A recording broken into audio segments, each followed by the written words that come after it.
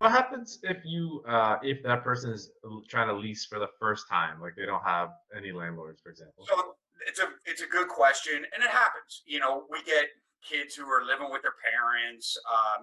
This is their first time out. You obviously have to gauge that with a little bit of what this person's work history was. Where were they? These things will paint a picture for you. If you've got a 35-year-old guy who is just coming off of a 1-year lease and can't tell you where he lived when he was 33, that's a problem. You know, um, so you can use some common sense in this as well. But Which one, references would you ask for in the situation where they're either immigrants or like young kids just trying to get their first place? What references would you try to ask for? young kids are a little easier because usually we can put a little bit of pressure on them to get a cosigner.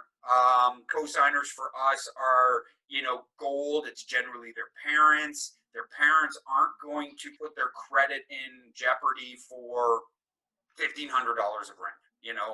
So from that standpoint, that's what you're looking for. From an immigrant standpoint, you're trying to talk to people in the community that may or may not know them, may have sponsored them in. You're looking for job, security, what their education is, what their plans are, stuff like that.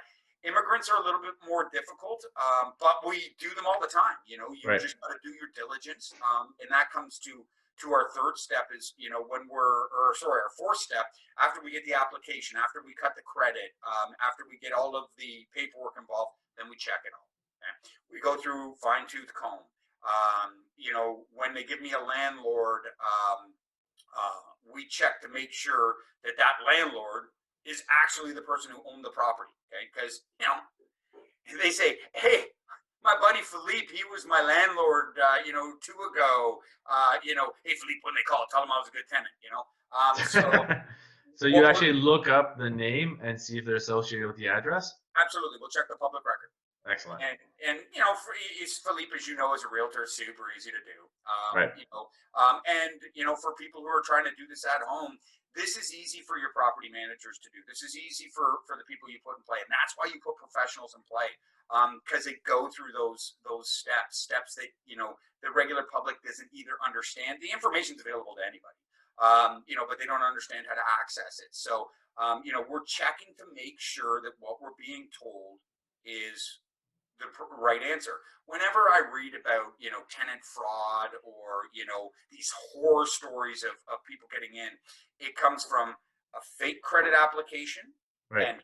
and fake references every single time.